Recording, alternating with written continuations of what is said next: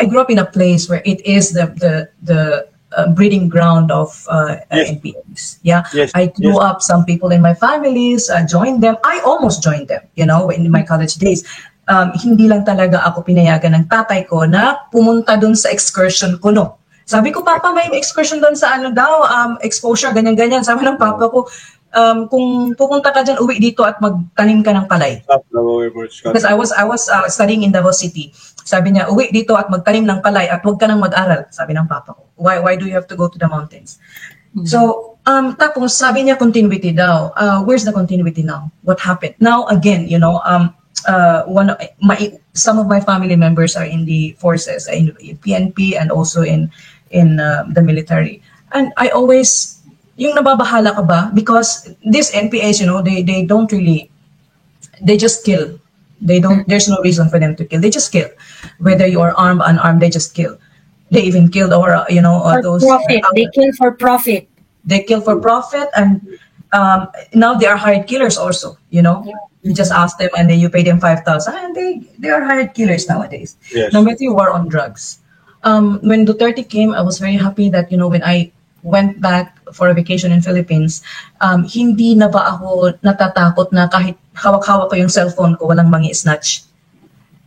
Kasi during the Pinoy time, nagbakasyon ako, kasama ko yung aking asawa. Talagang sabi ng asawa ko, bakit ka ba? Why are you, you know, acting like a grandmother? I said, why? I am just asking you to keep your things, you know, close to you. Your wallet, your passport. Kasi ganyan-ganyan. Dito sa Pilipinas, may snatch yan. Kasi maya-maya, nasa Manila kami, sabi ko, where's your wallet? Where's your bag? Is this thing? Lahat sinicheck ko kasi nga yung takot, yung paranoia of snatching.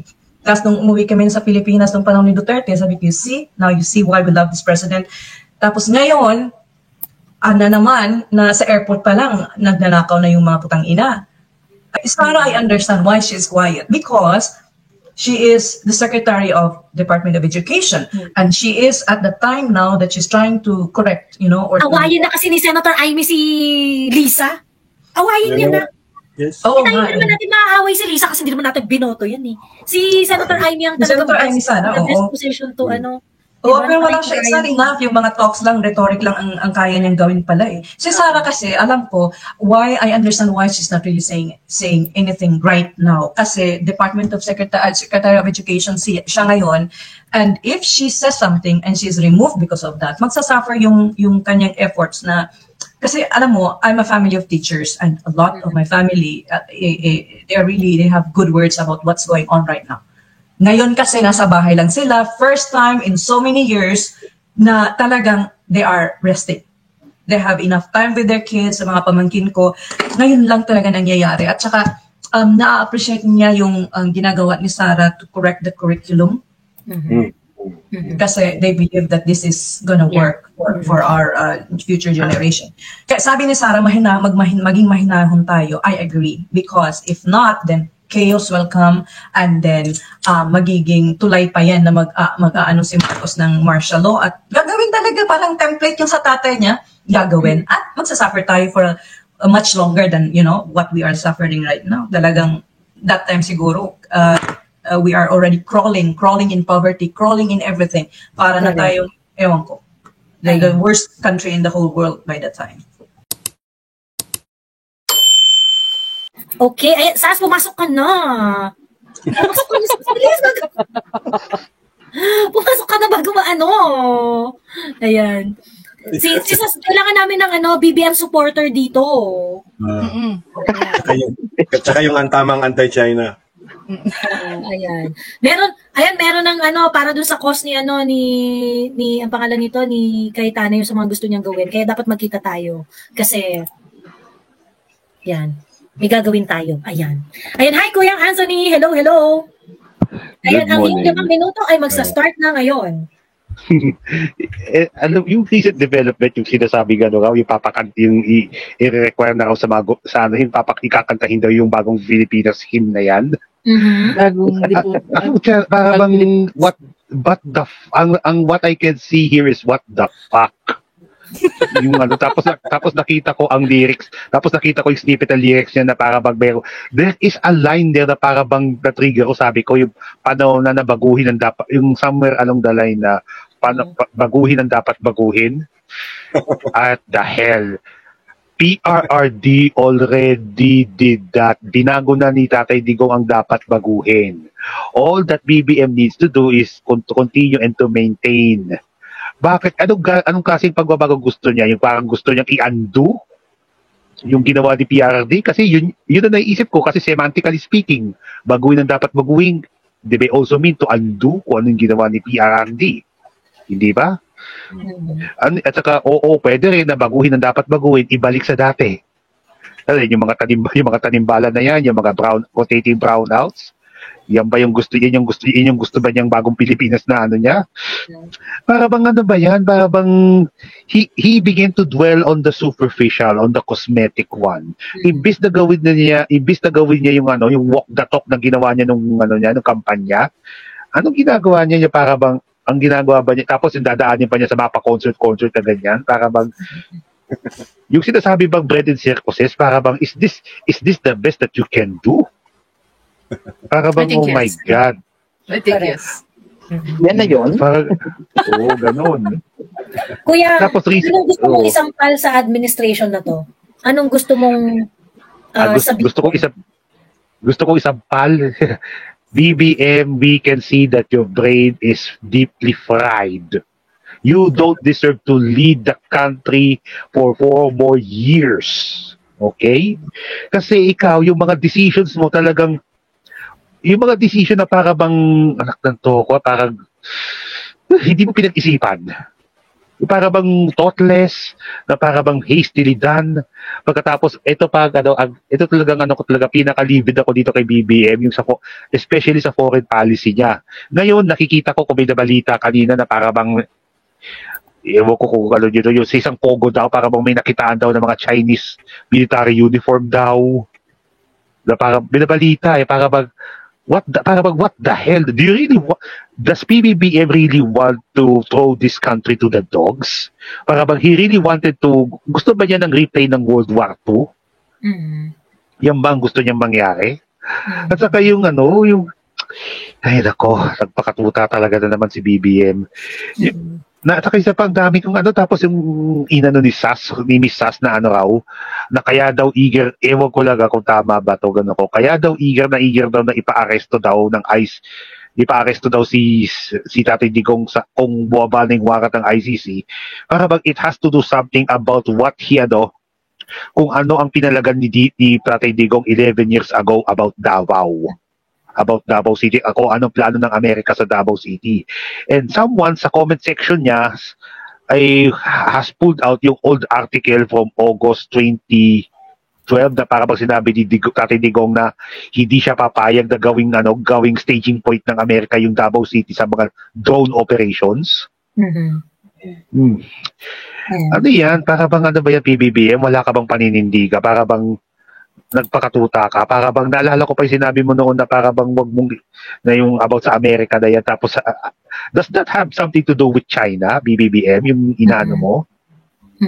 Para bang you said that para bang sa sa Press Philippines, you said na wag mong idadrag ang Amerika because you said it sa interview mo kata kay Boy Abuda, it's a recipe for disaster, and now you are dragging us to that very disaster that you're talking about. Para bang wala na talaga sa katiduan, talagang he is really, really, really high.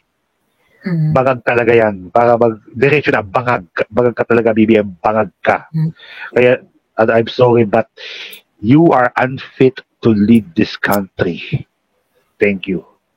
Thank you, Kuyang. Ayan. Actually, nakakaloka talaga yung bago nilang ang pangalan nito? Yung hymn? Yung hymn. Yeah. Diba? I mean, ang haba na nga i-memorize ng Panatang Makabayan. So, kailangan mo pa rin kantahin yung bagong hymn. Tapos meron pang pledge. So, at saka yung walang laman yung lyrics yung parang, kailangan yung simulan na natin ang change, yung mga ganun. Parang, baklang nire-request namin sa'yo continuity. Anong change yung sinasabi mo? Anong change yung sinasabi mo? Kuya Ibe, you have something about the hymn, ayan, na in-open up ni Kuya Actually, hindi ko binasa yung hymn tsaka yung bagong pledge because it's a useless display of, it trying to elicit, artificial nationalism or patriotism. Mhm. Ginawa na rin yan ng Marcos Sr. So it's just another playbook, another page of the the Marcos Sr. playbook. So it's totally nonsense for me. True, ayan. Si Haya, ikaw na, naka-live ka na, baka hindi mo pa alam, ayan.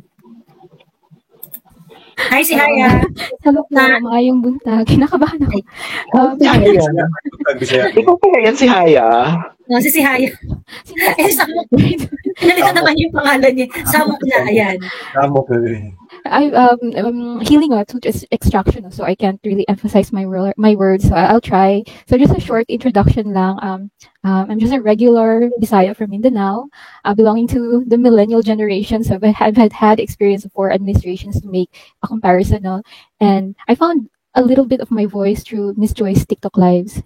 Masaya doon. So, and disclaimer lang, pardon me for speaking in English, no, since not everyone here can understand Bisaya, and I'd rather avoid fumbling my words in Tagalog. So actually, Ms. Joyce, sinulat ko siya, so I can say it quickly, no. So the Marcos presidential win, no, gave us so much hope, especially when he promised continuity of Duterte's policy, and especially a foreign policy that made sense, that was an independent from the U.S. influence.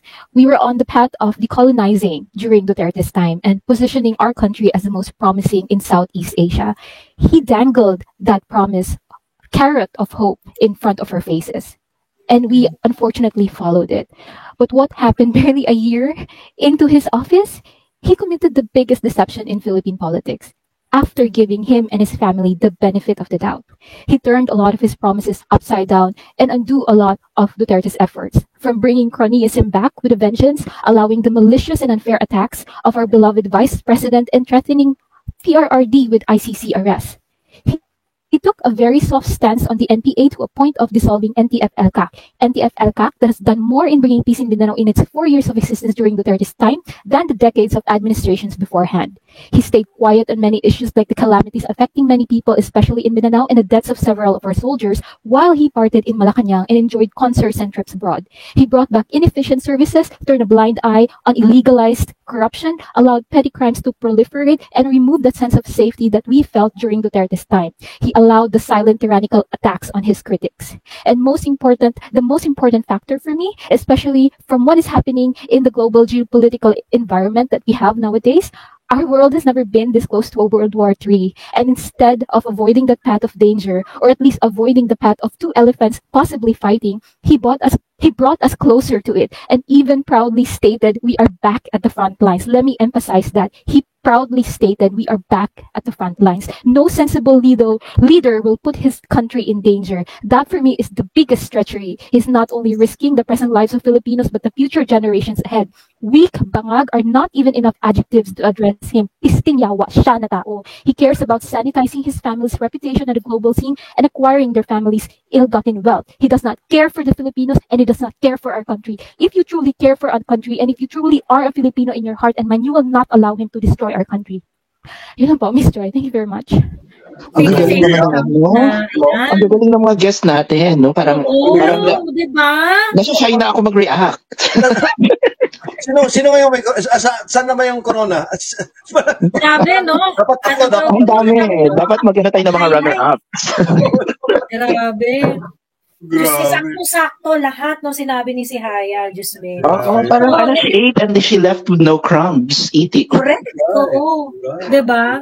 Wow. Ayan, panalong-panalo. Thanks si Haya ha for taking time and joining us today. Right. Thank you si Haya. Bisaya, malinis si Haya. Oo, naglalive, pinakikinggan ko yan pagka madaling araw, kasi gising siya ng madaling araw. Naglalive siya ng Bisaya, kasi hindi nga siya magaling ng Tagalog. Tapos ako naman, para gumanda yung Bisaya ko. So yung one gig kong Bisaya, nakukuha ko sa live nila.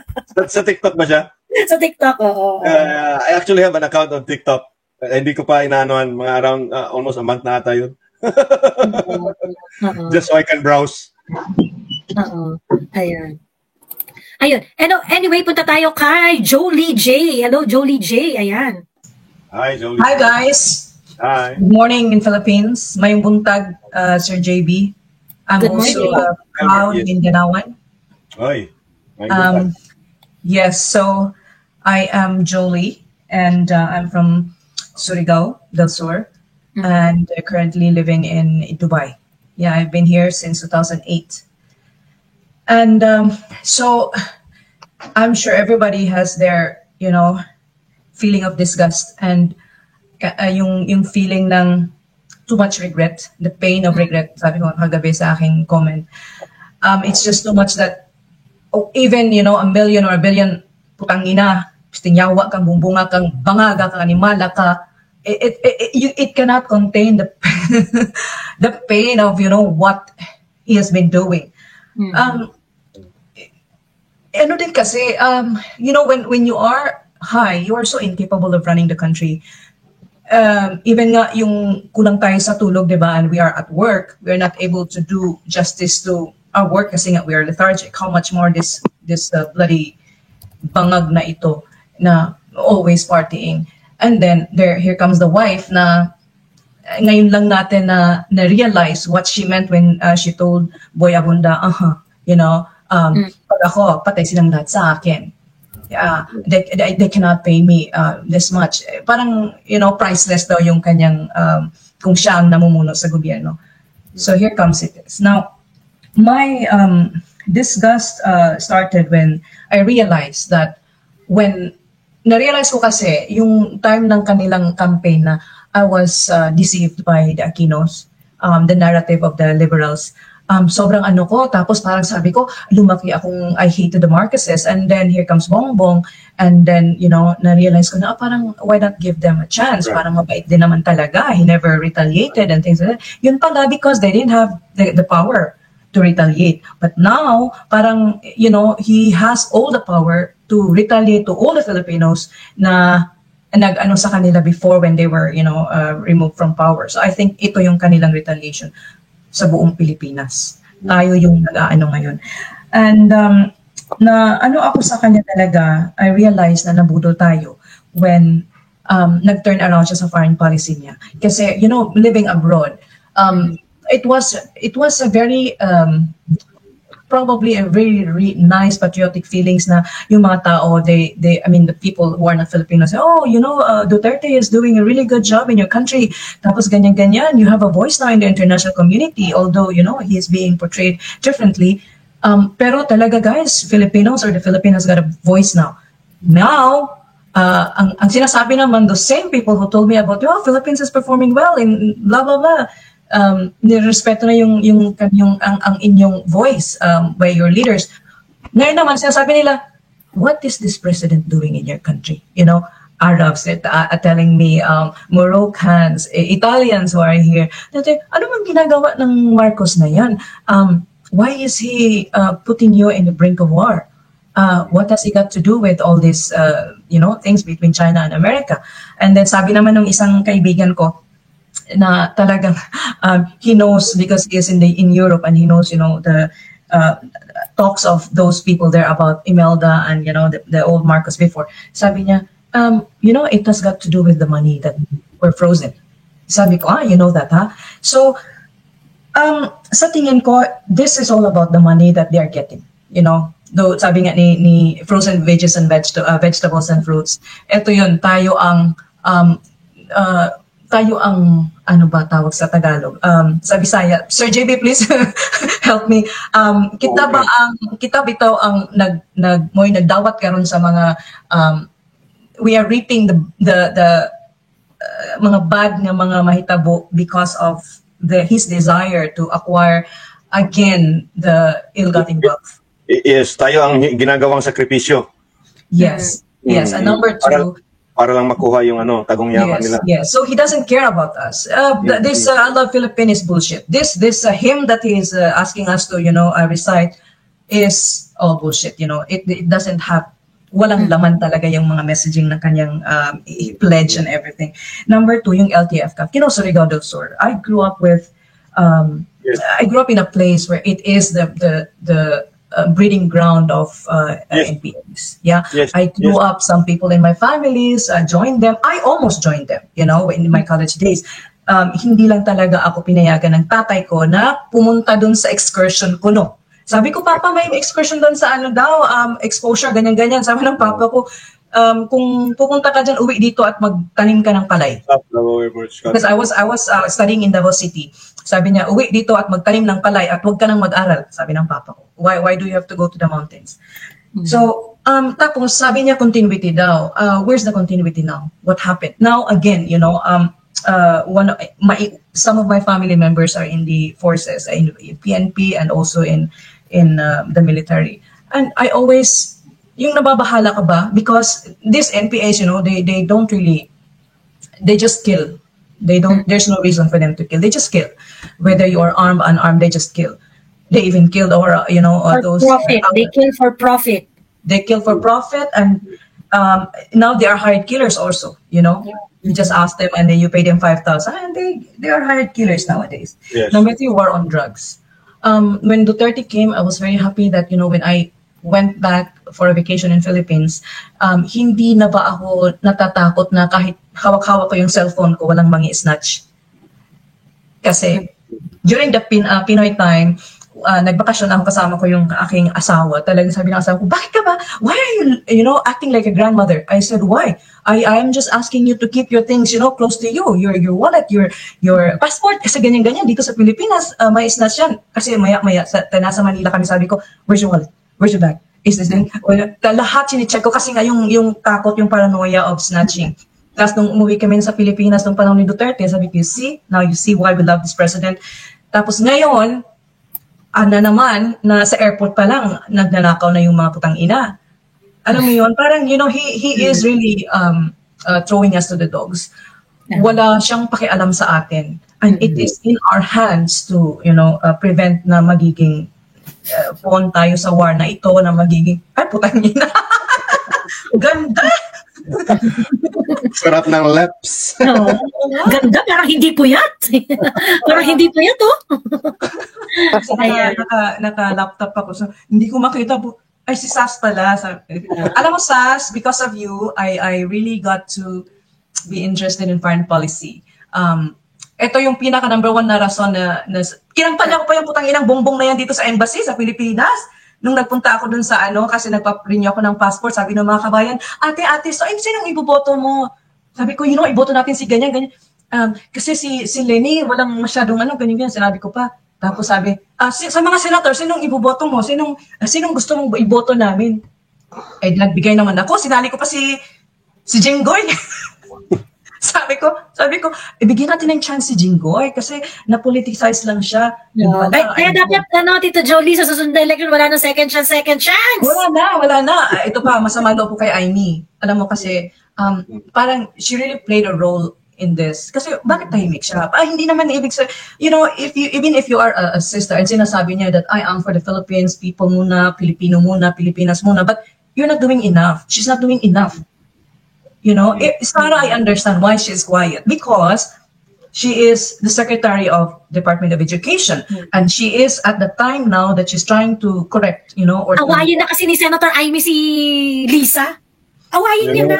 Yes. Hindi naman natin maaaway si Lisa kasi hindi naman natin binoto yan eh. Si Senator Aimee ang Senator Aimee sana, best position to pero wala siya. It's not enough. Yung mga talks lang, rhetoric lang ang kaya niyang gawin pala eh. Si Sarah kasi, alam ko, I understand why she's not really saying anything right now. Kasi Department of Secretary of Education siya ngayon. And if she says something and she's removed because of that, magsasuffer yung kanyang efforts na, kasi alam mo, I'm a family of teachers and a lot of my family, they have good words about what's going on right now. Ngayon kasi nasa bahay lang sila, first time in so many years na talagang they are resting. They have enough time with their kids, sa mga pamangkin ko.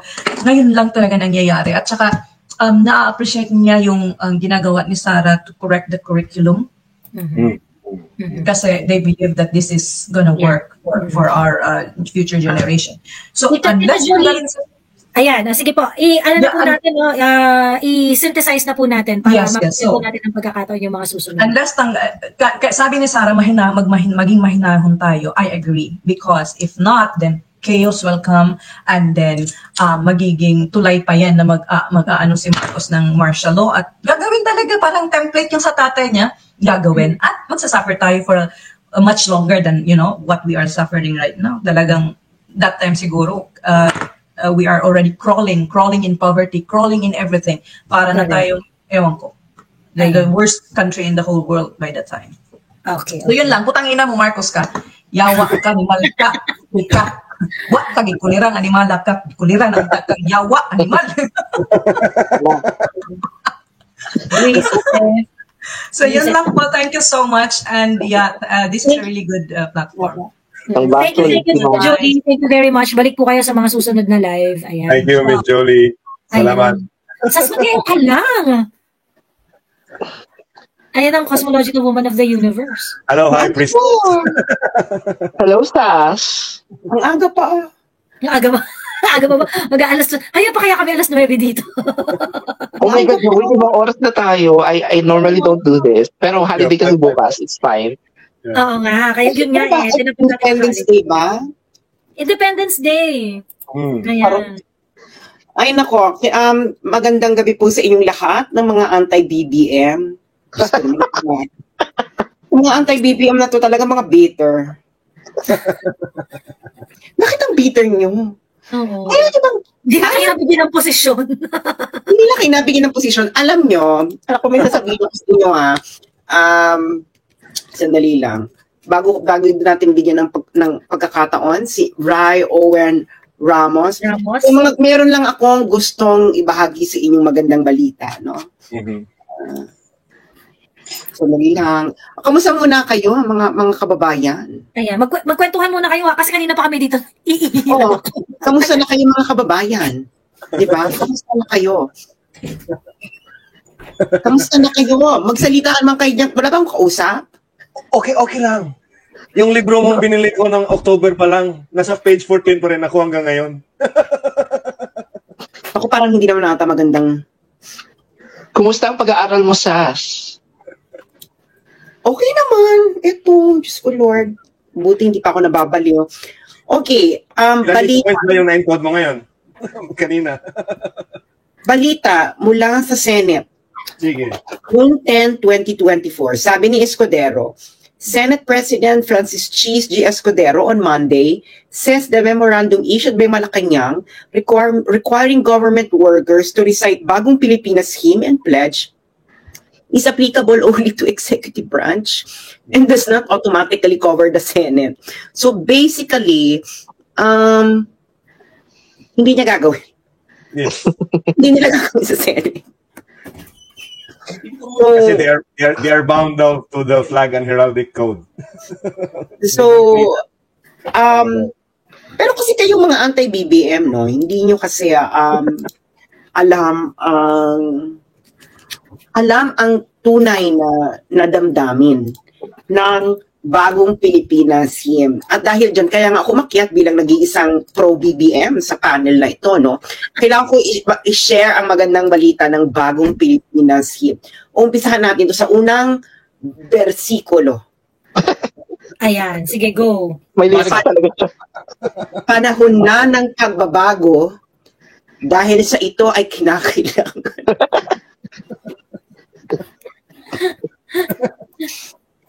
Ano ito, ba yan? mas maganda itong quote na to, no? Mas maganda ang quote na ito. Asan na ba yung magandang quote dito? Okay. Panahon na ng pagbabago at iayos sa ang mga dapat ayusin.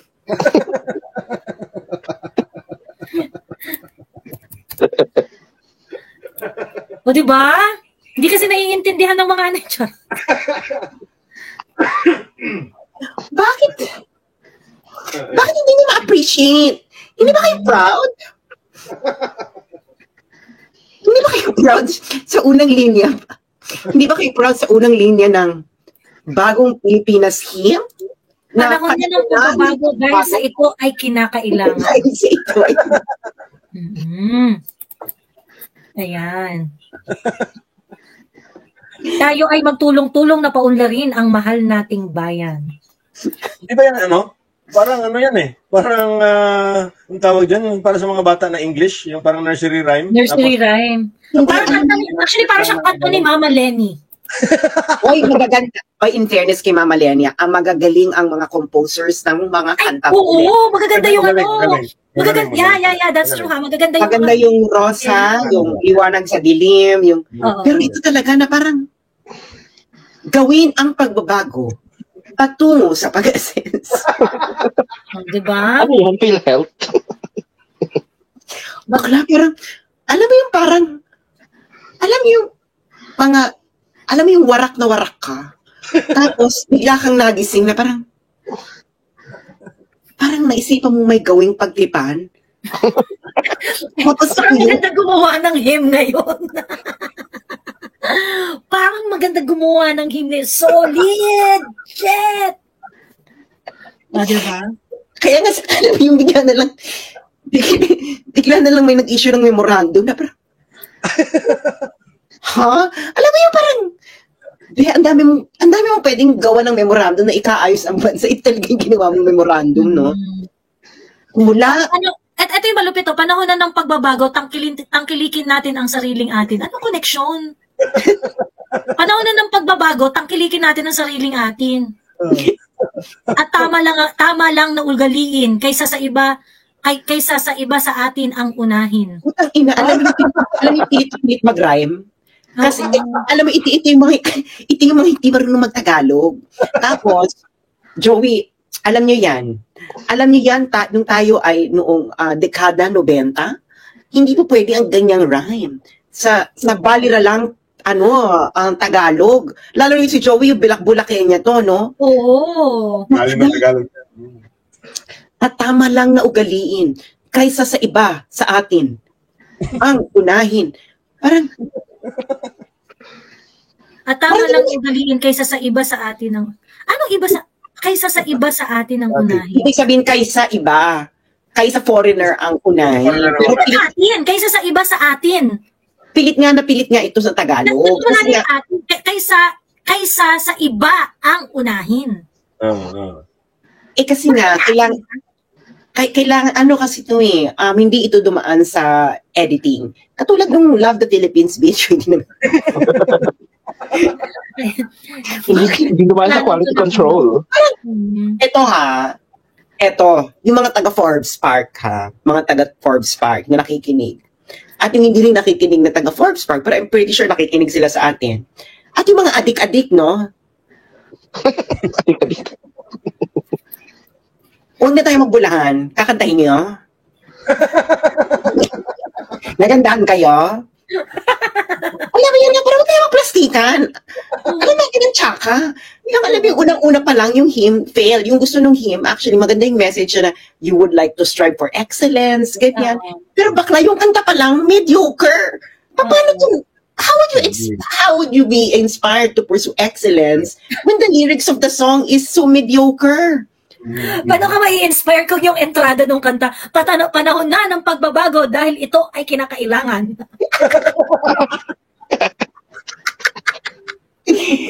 Parang putang ina ka bagad ka. Wow! Hindi mo kagabi! Hindi, parang, di ba, parang, wow, parang, ang talaga, parang, Joey, magbago ka na kasi ito yung kinakailangan mo. Ay, magbago na kayong lahat dahil ito ang kinakailangan. Diba? Just me, ayan. Parang, okay, ano bang ibang kinakailangan maliban sa pagbabago? Parang it's stating the obvious na it's not inspiring. It's very At tingnan mo yung pledge. Yan ang pledge lang. Ano nga yun? alam ba ng pledge siya, in fairness? Haba? Bakla, sabi ko, anong pledge to? Alam mo yung parang, anong point? Buti sana kung yung mga pledge nagkakatotoo, hindi naman, di ba? Ito yung pledge. Sige, basahin natin ng very, very quick bago natin puntahan si si Rai. Ayan. Panata sa bagong Pilipinas. Bilang Pilipino, buong pagmamahal ko isa sa buhay ang bagong Pilipinas. Buong pagmamalaki ko ang isa sa buhay. Ano nga yung bagong Pilipinas? Bagong Pilipinas. Ang bagong Pilipinas. Buhay sa aking dugo, ang lahing dakila, magiting at may dangal. Palaging dadalhin sa puso, isip at diwa ang aking pagmamahal sa kultura at bayang sinilangan. Kaisa ng bawat mamamayan, iaalay ko ang aking talino at kasanayan sa pagpapaunlad ng aking bayan. taglay ang galing na naayon sa mga pandaigdigang pamantayan. Magiging instrumento ako sa pagsulong ng kagalingan. Karunungan. Pag-iba yung tono, Sas, pag ikaw nagbibigkas. At kapayapaan. Hindi, parang inaano ko, buong pagmamalaki ko, isa sa buhay ang bagong Pilipinas. Ano nga yung bagong Pilipinas? Bakla! Hindi mo pwedeng ihim-him, i-pledge-pledge. Para makita ng mga tao na may bagong Pilipinas, adik ka, ginamit mo sana yung mandate mo para wasakin ang mga istruktura sa lipunan na nagpapahirap sa mga Pilipino. Ginawa mo sana is, walang mabibingbing infrastructure project. Gusto ko matapos ang ganitong panahon. Kaya mo naman kasi may ang ganda-ganda ng mandate mo eh. Wala kang nagawa. Becky ka, ang nagawa mo, parang ito na ata magiging achievement mo, yung sapilitan mong pakakantahin ng mga tao. True. Diyos ko.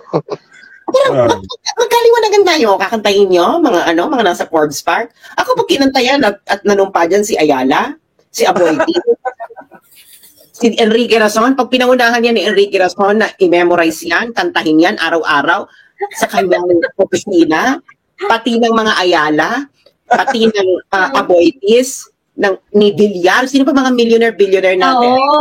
Yung mga siblings. Ni Lopez. Ni Steve, na mga Lopezes nila, sino pa mga mayayaman, mga mayayaman sa Pilipinas.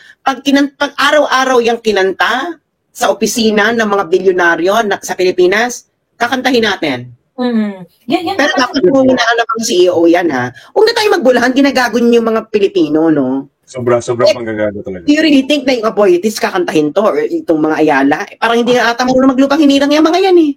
Pero, Kanatang makabayan. Pati ata yung mga anak nito nila Bongbong at Lisa, hindi ata kabisado yung lupang hinirang sa panatang makabayan dahil hindi naman yan sa Pilipinas nagsilak eh. oo. Tigilan nyo kami. Alam mo yun, tigilan nyo kami ng mga ganito, no? Na parang, parang, dahil, hindi nyo mapapakantang mga Ayala niyan. Hindi nga mapakanta yung Senado eh. Hindi nyo mapapakanta sila mga MVP tapos yung mga mahihirap pakantahin ninyo yan. Gaguhan. Parang ano yun? Kayo nga dapat ang maging patriotic eh. Kayong mga bilyonaryo dyan, dahil yung mga pera yun, dinadala nyo sa ibang bansa. Kung ano pinagagawa nyo, pinapahirapan yung mga Pilipino sa inyong mga unfair trade practices, tapos sasabihin nyo yung mga mahihirap, ang sasabihin nyo maging makabayan. Mga sira ulo. Totoo. Maging makabayan mo na kayong mayayaman bago nyo kayong Bakit itong mga naghihikahos, mga salat sa buhay, ang i-inform ninyo maging patriotic? Mga bakla! Yung may-ari ba ng Meralco, patriotic? Indonesia nga yun eh. Hindi nga Pilipino yun eh. Sige nga, yung may-ari, yung mga kikinig, yung may-ari ba ng Meralco ay patriotic? Oo. Yung may-ari ba ng... Ito, para maging patriotic ang Meralco, nire-recover ba ni Meralco ang kita na naaayon lamang doon sa margin na allow siyang i-recover at hindi siya nag-over recover ng cost plus allowable profit niya. Yes. Diba? Hindi. This quarter, it was already reported that they have 37% increase in their earnings. 37%, yes. Oh, Banco de Oro, 77% up ang profits. So, GCash definitely hindi. Oo, ayan. Pero, Sas, Kuyang Ibi, bigyan lang natin ng moment si Ryan Owens, no, na makuha niya ang kanyang 5 minuto. Ayan. Na ilabas ang kanyang saloobin para sa ating... Sige, Ray Owen. Go, Ray. Hello, Ray Owens. Yes, magandang gabi. Malino ba? Medyo malabo ka. Malabo? Oo. Pero dinig naman. Dinig naman, pero parang malayo yung bibig mo sa mic. Naka-headset ako eh. Bali, ayun, yung pamumuno ni Marcos, parang dapat mabilisan yung pagpapalis, diba, habang tumatagal yung malulunod sa ibang Pilipinas. May balita ko na na-step na yata yung 80% ng budget this year, di ba? May sorry? na-spend na yung 80% budget this year, di ba? Parang ganun. Na-spend na, oo. Oo. Eh, ang problema, yung mga kasama niya, yung mga cohort sa lower house, sama-sama na hindi naman babawi yan. Isama namin palayatin yung mga nasa Kongreso. Saka hanggang maaari yung boboto man, huwag yung boboto ng electoral protest para hindi babawi yung perang pinang-protesta. Parang ganun. Nakakadala. Parang binabawi lang nila yung ginastos sila sa electoral protest yung ginawa nila nung nakaraan. Saka yung mga nag-iipon na hindi nila nagawa, yung mga kongresista na hindi sila nakapagnakaw ng kami ni Duterte. Ngayon nangyayari lahat. Sabay-sabay na lahat yung mga yan.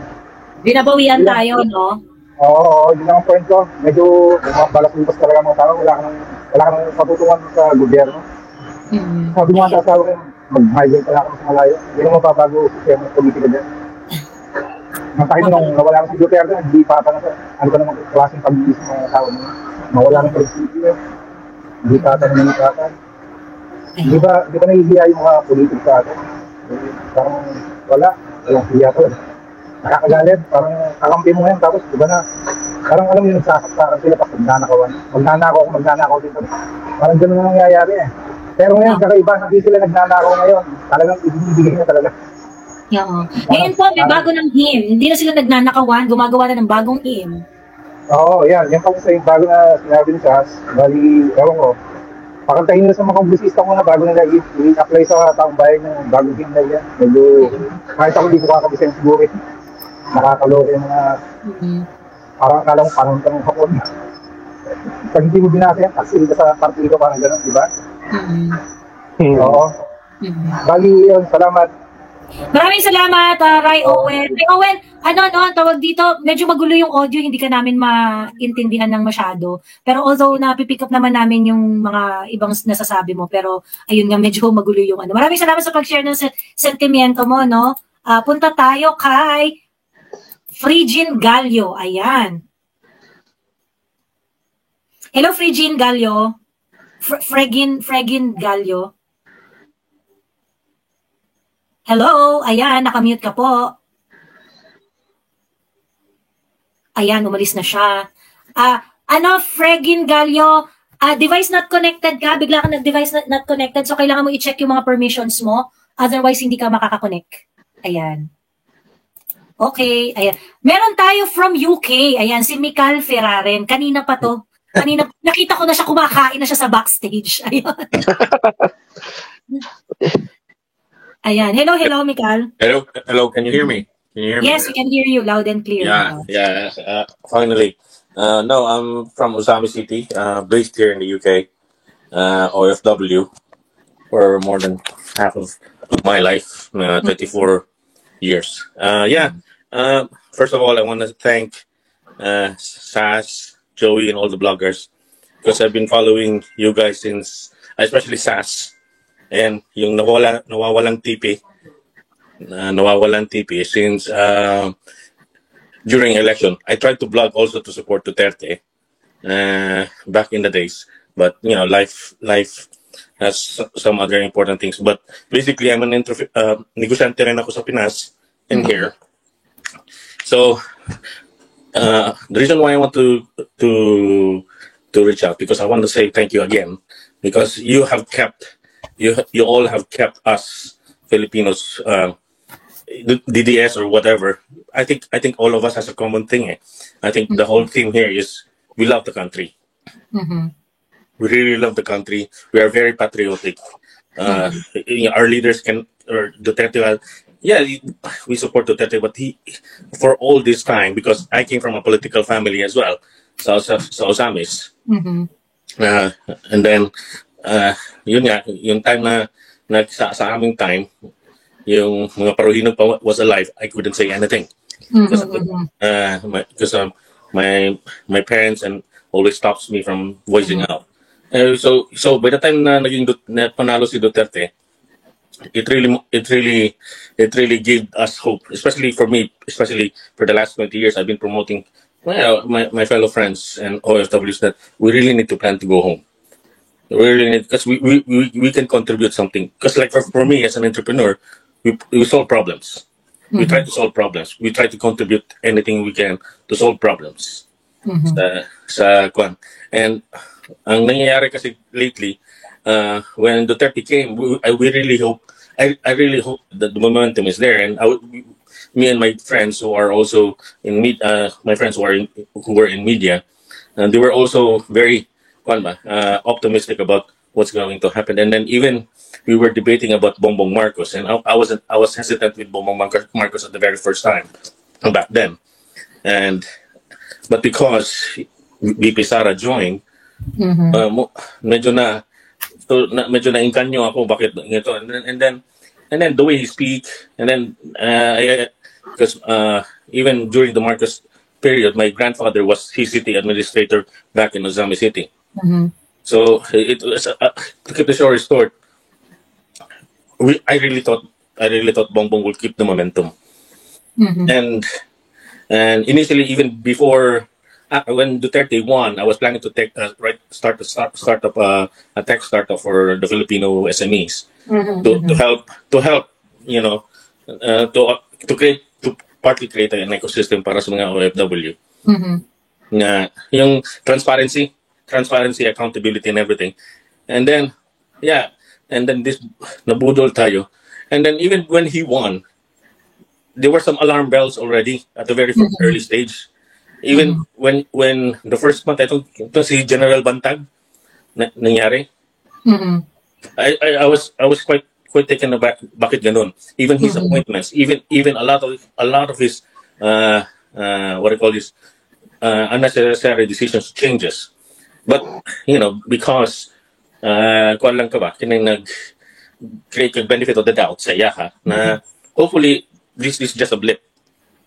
And then suddenly things were really showing up, and it's so frustrating because we, like people like me, OFWs who have invested millions going to prepare us for going home, mangyari tong ganito. And I think, and I really hope that we can create an ecosystem, especially like this, or like the Maisog, wherein there's a continuity, wherein we can continue creating this accountability with all these politicians, because especially like for this ayuda thing.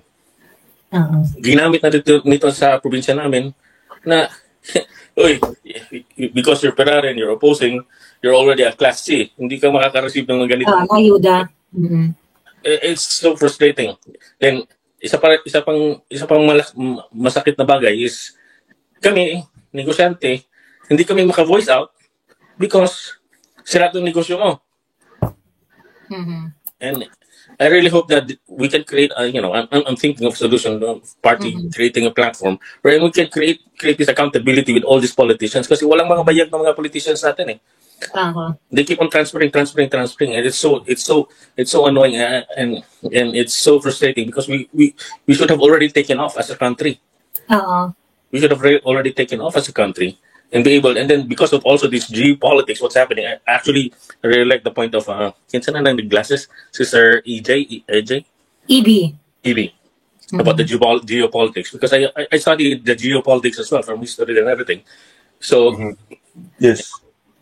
It seems like a lot of the oligarchs are aligning to one goal, and I really hope na yun lang. I really want na we can create itong cross collaboration, wherein we can keep this any official, whether a DDS, whatever. They are accountable.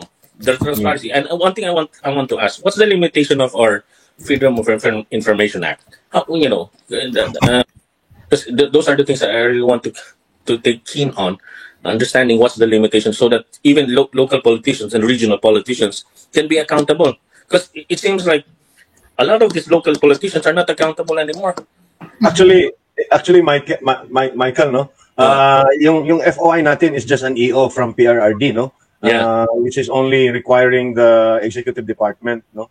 Hindi pa rin na-approve or hindi pa rin umuusad yung Freedom of Information Act, no? So it's not a law, no? So yung FOI na yan, although in-strengthen ata ni BBM when he took office, no? Pertains only to the executive department. So ang isang problema din yan, kulang din sa sa awareness campaign because yung FOI na yan, yung EO ano ba yun, EO 60 something, pwede naman tayo as a citizen na humingi doon sa mga local government. Meron silang mga FOI desk. Lahat ng executive offices, they must have a rule on how to provide information that can... You can actually go to the foi.gov.ph website and you can file a request there.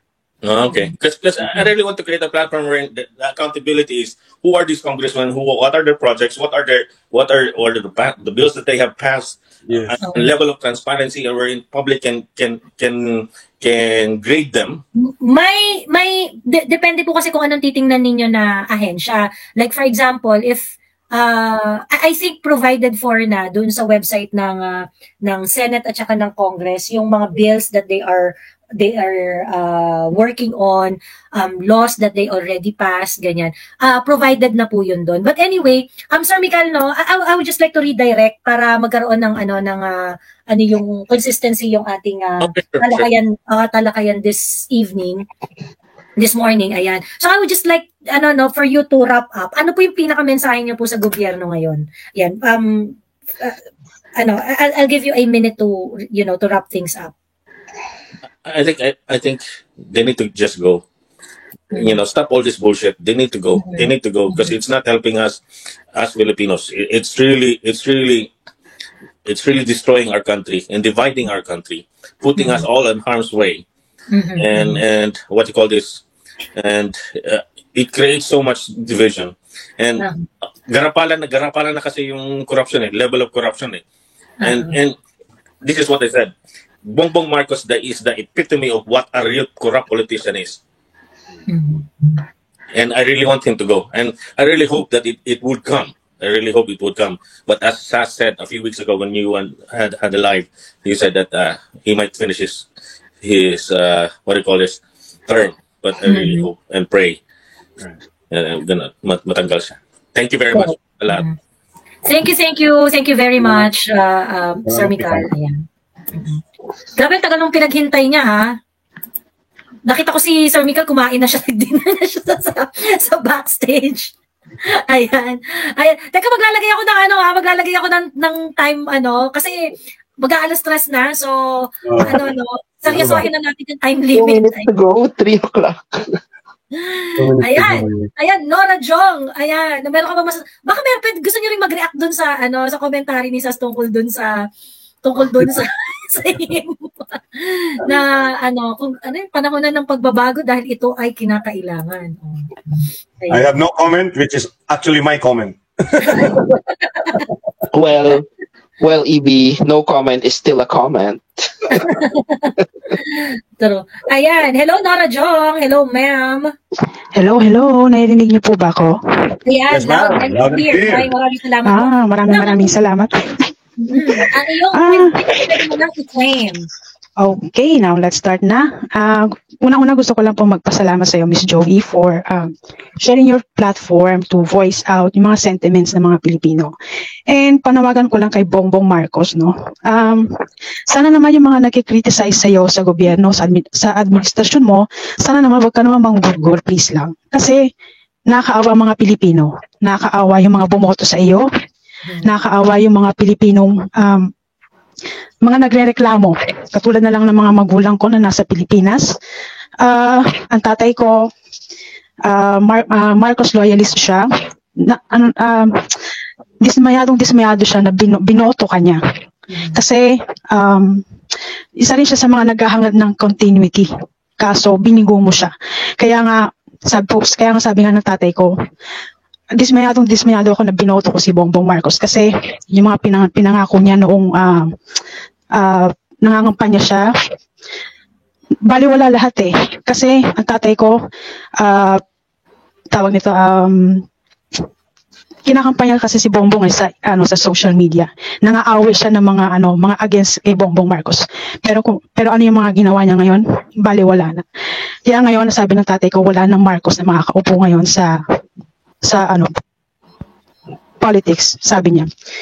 Kaya ngayon, sana naman Bongbong Marcos, Pangulong Bongbong Marcos, pakinggan mo ang mga hinaing ng mga Pilipino. Hindi ito para hindi ito para magalit sila sa iyo ng tuluyan, kundi para mapakinggan mo sila. Hindi yung papakinggan mo lang ay yung mga ahas o yung mga demonyo na nasa paligid mo. At sana naman Bongbong Marcos, pakinggan mo ang mga Pilipino. Maawa ka. Yun lang po, Ms. Joey. Thank you very much, Ma'am Nora Delvong. Ayan, maraming salamat. Actually, thank you po. Thank you po. Yan yung sentimiento ng marami na, lalong-lalo na yung mga laban na laban ng eleksyon, no? Diba?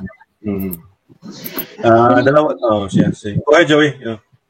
Sino ba? Kagaya ni Free Thinker, na pinaglalaban niya yung 20 pesos na bigas na hindi raw yung pangako ni BBM. Tapos sabi ng PCO, hindi pangako yan. Di ba Free Thinker, bad trip si Rain? Oo, bad trip ako. Nag-release yung PCO na na pangako pala. Okay. Hello. Alam mo, parang gusto ko na lang sabihin sa mga kakamping or mga unit pink na parang, ay, hindi na ako bongbong kasi parang effortless na i-critic siya kaysa sa i-defend siya. Mas mahirap na siyang i-defend. Ganun na lang. Kaya nga. Kaya yun na nga, no? Dalawang klase yung mga BBM supporters eh. Yung nabudol na nag-speak up na ngayon, yung iba naman, yung mga nabudol na ayaw pa rin mag-speak up. Oo, nahihiya pa rin kasi dahil sa mga nakaaway. Dahil magkakaaway sa pamilya, mga friends, no? So yun. Ayan. Hello, Vitoy. Hello. Hello, Miss Joey. Sir Eddie. Sas. At si Free Thinker. Malinaw? Yes, malinaw po. At pwedeng nyo na pong i-claim ang inyong 5 minutes now. Ay, salamat po. Mga idol, mabuhay kayo. Kayo ang bagong bayani ng ating bansa. At ako, nabudol din ako. Marami akong nawalang kaibigan, friends, dahil sa pag-suporta kay Bongbong Marcos. Anyway, saglit lang. Ito na mga napansin ko. Si Bongbong, saka yung presidente ng papiter na bansa, parang lang sila. Front lang. Parang may mga handler sila, parang ganon. Diba? Parang yun lang napansin ko.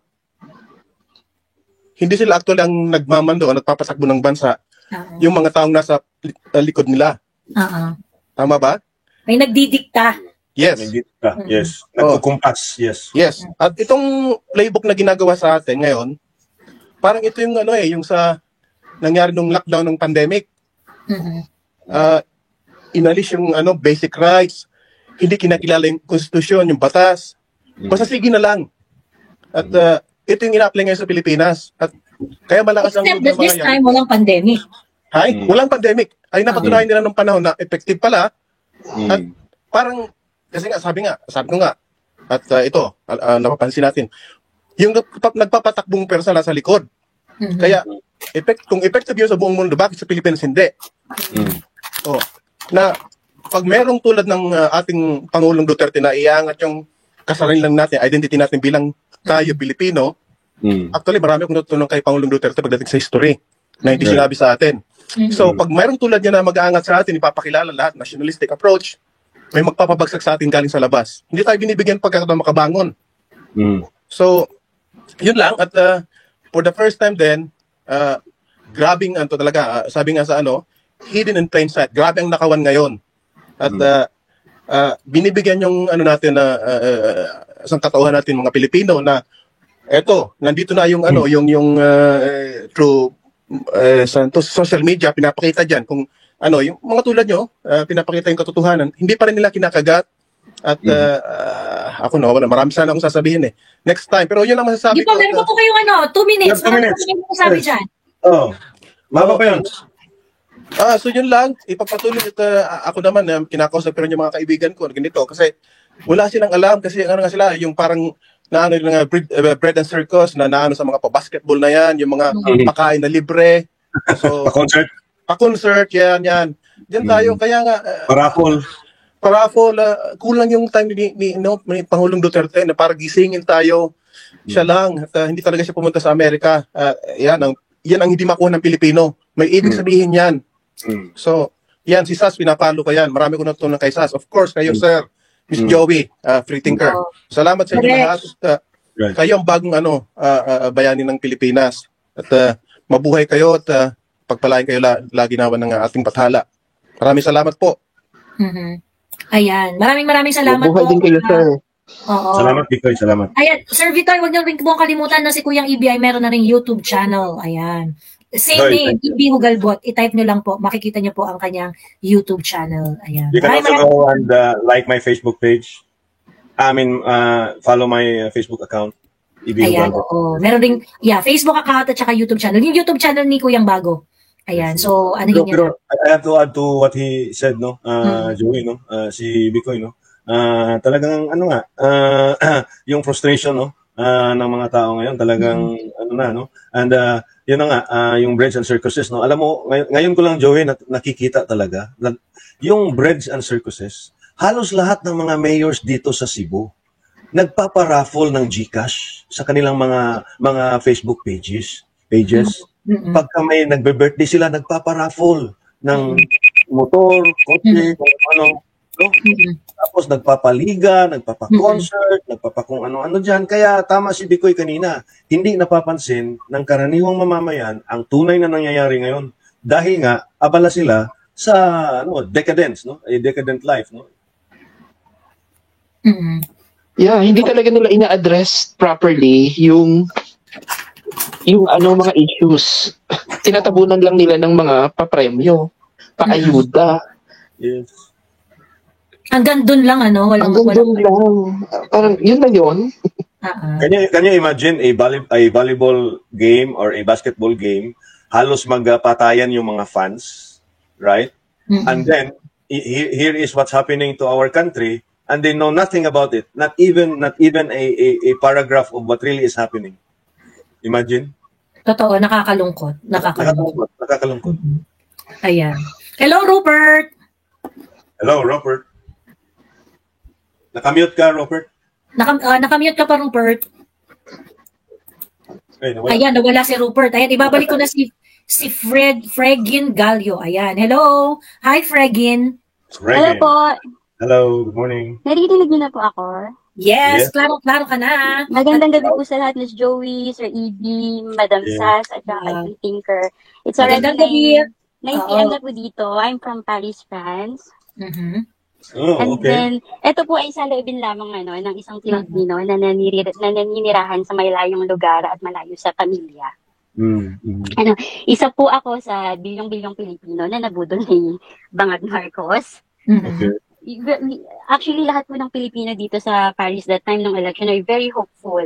Kasi isa sa mga pinangako niya at sinabi niya is yung continuity ng sinimulan ni Tatay Digong. So, nung nanalo siya, maraming mga Pilipino dito yung nag-celebrate.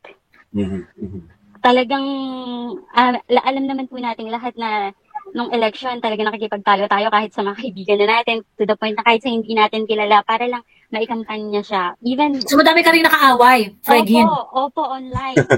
Talaga namang pinagtatanggol ko siya kasi umasa ako na despite the fact na maraming bad sa history ng tatay niya, we are all hoping for a better Philippines. You know? And then, nung nanalo po siya, we are all very happy. Tapos ngayon, mabubisit ka na lang kada gising mo. You know, kung nung mga panahon na umasa po tayo ng continuity na ginagawa ni Tatay Digong, number 1 po talaga dun yung drugs. Alam nyo, kami pong mga nasa Manilayong lugar, bukod sa ang gusto lang po namin para sa pamilya namin dyan sa Pilipinas ay hindi magkakasakit, we are looking forward ng safe sila. Right. You know? At saan ba nagsisimula yung safeness? Lumaki po ako sa Tondo and I've seen a lot of people na maayos pero naging maganda yung buhay nila after nilang malilong sa droga. I've seen sa dalawang mata ko ng maayos na tao nagtatrabaho and then nasira yung buhay nila dahil sa droga. Kaming mga nasa ibang bansa, ang gusto lang namin talaga para sa mga pamilya namin na nandyan sa Pilipinas ay maging safe sila.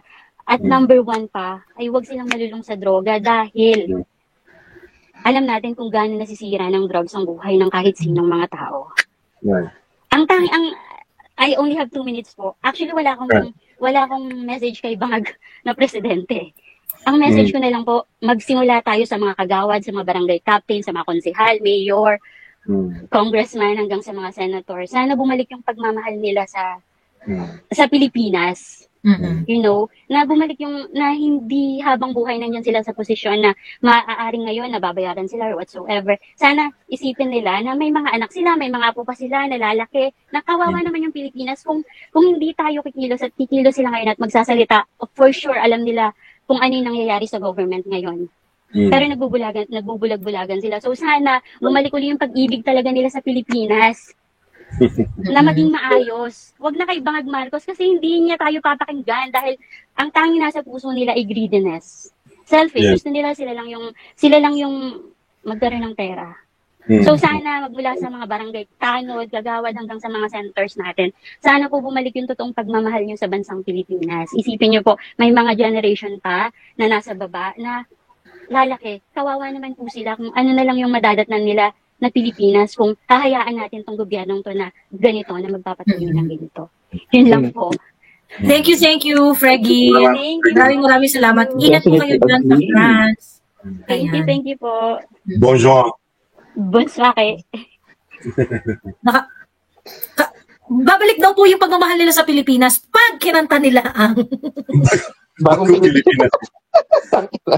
Kasi sisimulan ito sa panahon na ng pagbabago dahil ito ay kinakailangan. Actually, naibalik naman ng mga barangay captain at kagawad yan yung totoong pagmamahal nila sa Pilipinas, panahon ni Digong. Kasi yun na nga Digong led by example. So talagang sumunod. Lahat nga tayo, kahit hindi tayo official, sumunod Ako nga, mag-helmet na ako noon. Nung nakaupo na si Digong, kahit hindi pa lumalabas sa highway. Kasi natatakot ka nga, kasi si Digong nandyan ngayon, yung pinaka-highest official of the land na supposedly role model mo as a public official, yun ang ginagawa. Talagang susunod yung mga nasa barangay. True, ayun. Anyway, ayan. Hello, Pinay in Chicago. Hello. Hello. Hi. Hello, Pinay. Is it still windy? Yes. Pero hello, thank God. Nagpapasalamat ako dahil nakapasok din ako. Actually, yes, wakas ang haba ko ng pila.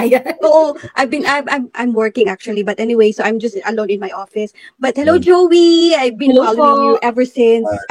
Hello, Sas. Hello, everybody. So ito lang yung aking concern kasi talagang nasad ako lately nung taga Davao ako. I was born there and I've been 18 years dito sa Chicago and ang sakit-sakit na sa feeling ko kasi lumaki ako sa simbahan ng KOJC.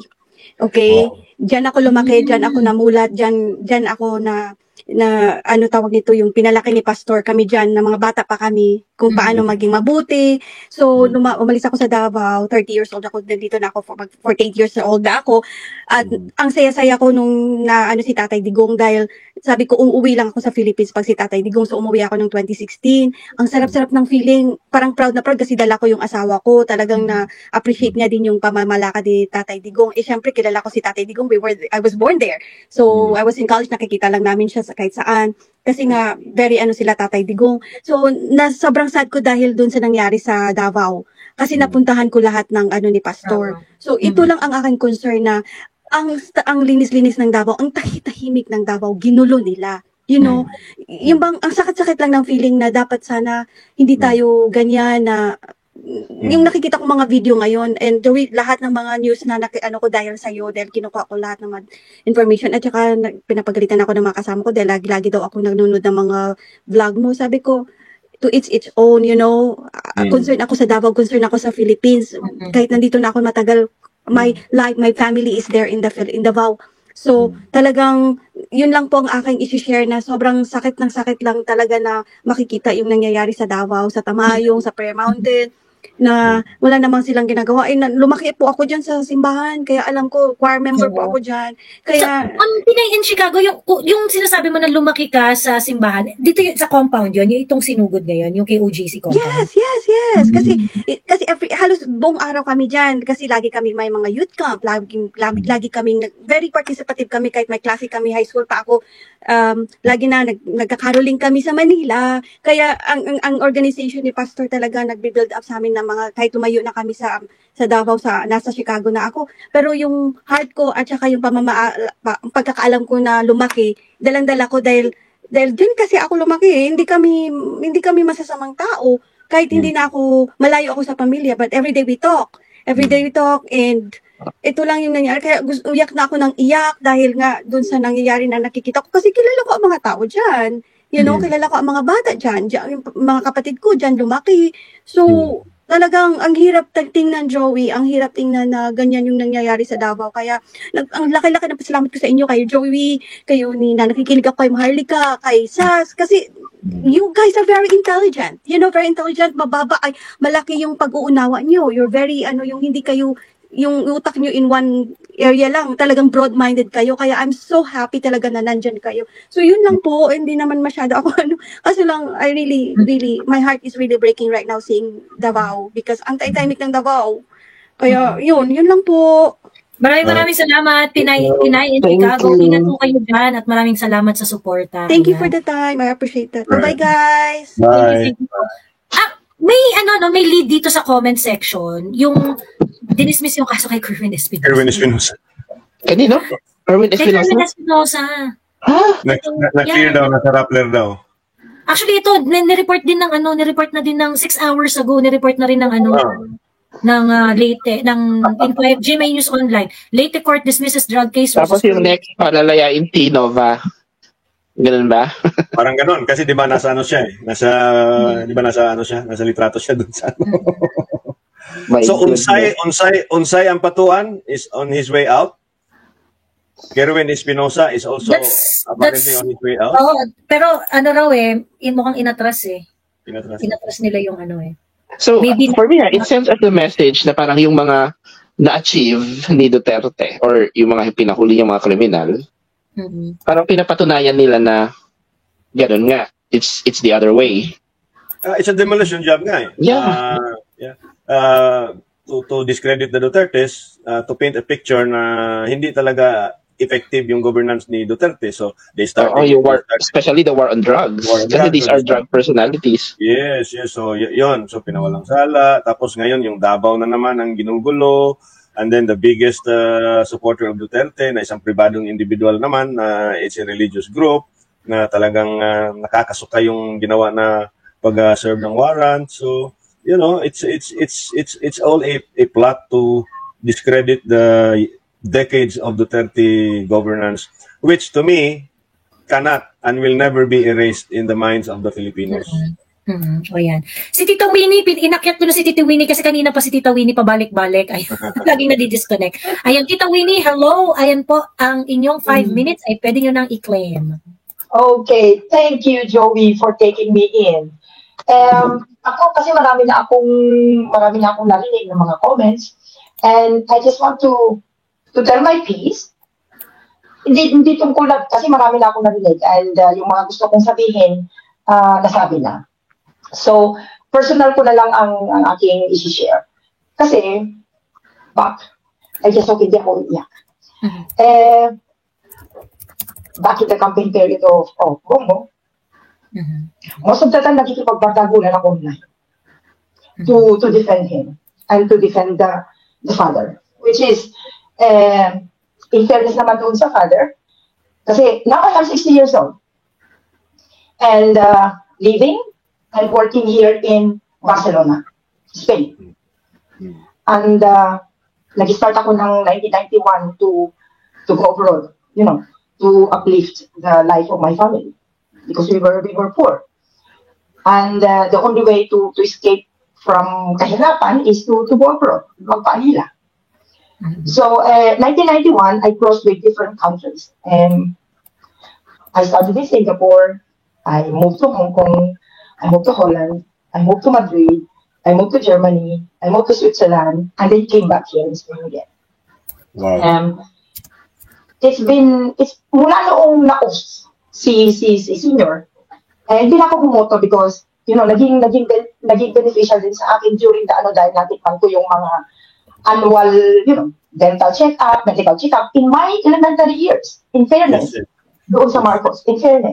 We have the ribbons and everything, and, you know, alam na natin yung story na yun. I don't want to go back. But then, noong pumasok si Tatay Digong, I was really overwhelmed by the love and the service na isinare niya sa atin. I was really, really, really overwhelmed. Back then, I was in Switzerland, working. Dinetitain ko siya sa amo ko dahil pinag-criticize na si Duterte because of his style. Hindi sinasanay sa ganun. So, nag-away pa kami ng amo ko. Dahil gusto niyang mag-purchase ng tissue with the picture of Duterte. And I fight with him. Gawin mo yan at aalis ang kita ako. So, hindi niya ginawa eventually. So, now, noong pumasok si Bongbong, naging very emotional ako sa pakikipaglaban sa online. At ang pinakamasakit ay naging kalaban ko yung apo ko, who graduated cum laude in St. Louis University in Baguio. Psychologist. And I was hoping, noong nanalo si Bongbong, sinabi ko na, kapag nanalo si Bongbong Balong, sabi ko, I will ask for help para makapag-master ka. Kasi gusto niyang mag-master dito sa Spain. Mag-aas ako ng help. And then, noong nag-inaugurate siya, anong sinabi niya? Before that, anong sinabi niya? Para na-improve natin ang Pilipinas, mag-hire tayo ng magagaling na magtatrabaho para sa gobyerno. And what did he do? Nag-hire siya ng magagaling na magnakaw.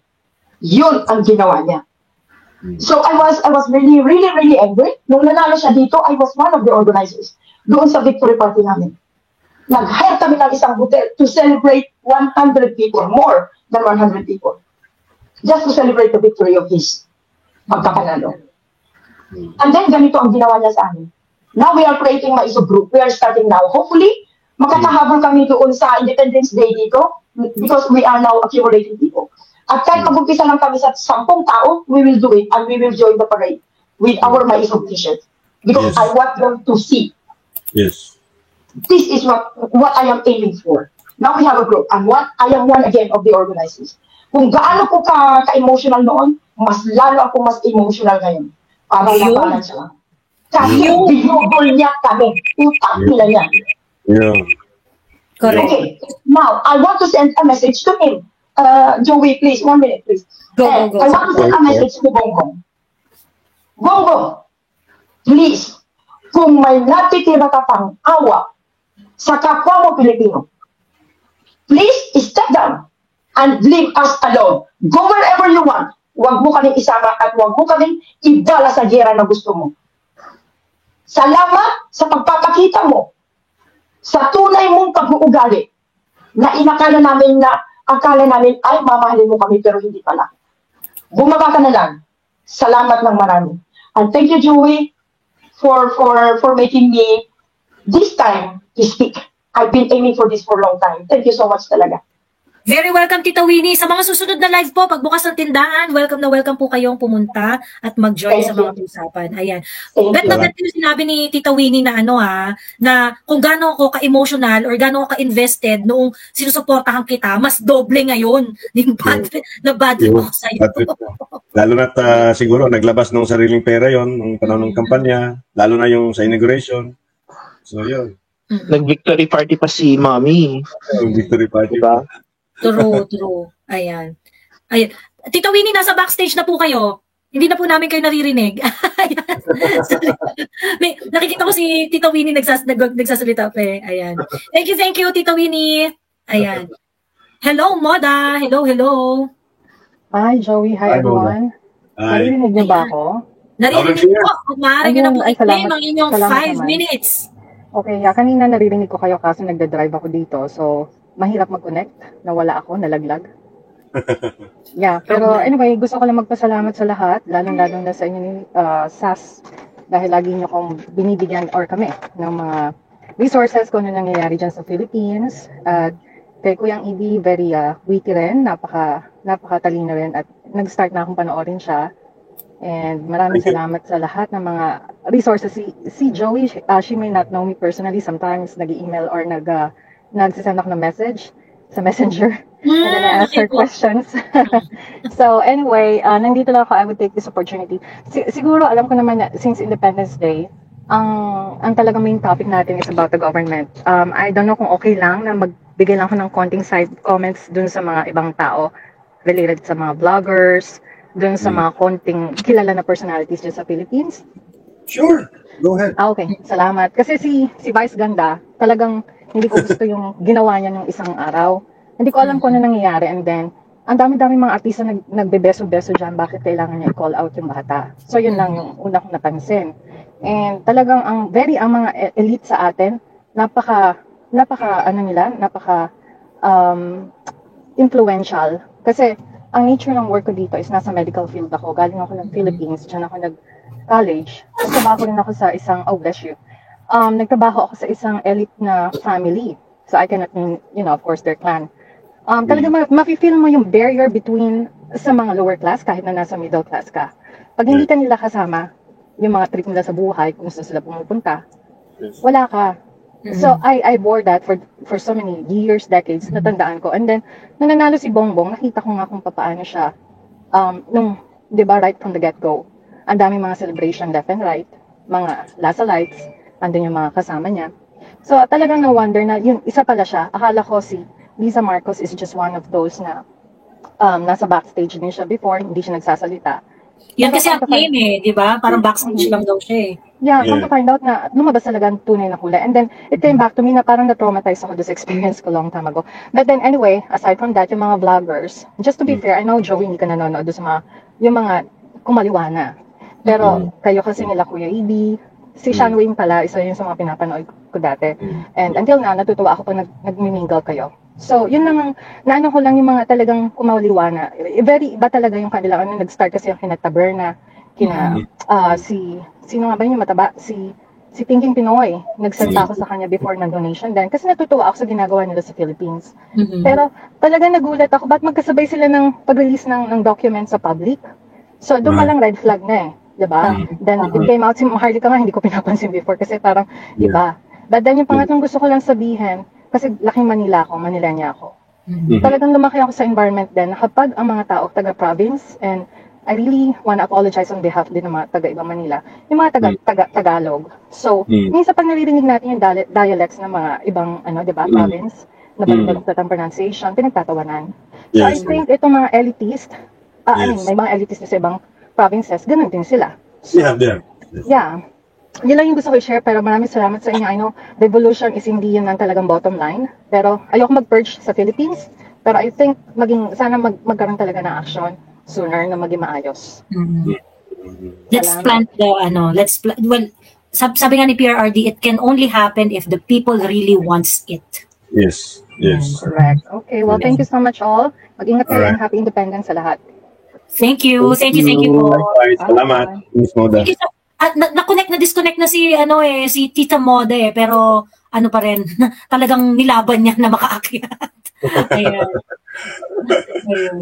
May gusto kayong sabihin, Kuya EB? Well, yes. Tama naman, si Moda, yung oligarchy at saka yung elite, isa ng kumpulan sila the oligarcho-political elites, Talagang iba talaga yung tingin nila, sa mga babang antas na mga Pilipino. And it is now being amplified. That's why I'm saying na PRRD was outsider, tapos nung nag-usap tayo na sinabi mo na PRRD put the oligarchs in their place. In their proper places. In their proper place, yes. But that place, they don't want that place to be in. This is the place that they want to be in right now. In cahoots with the government to exploit the blood, sweat, and tears of the ordinary Filipino. True. Ayan. Hello, Abangers Overload! Hi, bonsoir. Magandang gabi po, Miss Joey, and the rest of the people here. Ayan. Welcome, Abangers Overload. At gusto ko lang itahiwatig yung since I started already the 5 minutes. Gusto ko lang sabihin kung paano tayo nabudol. Through the help of the foreign help ng mga expert sa political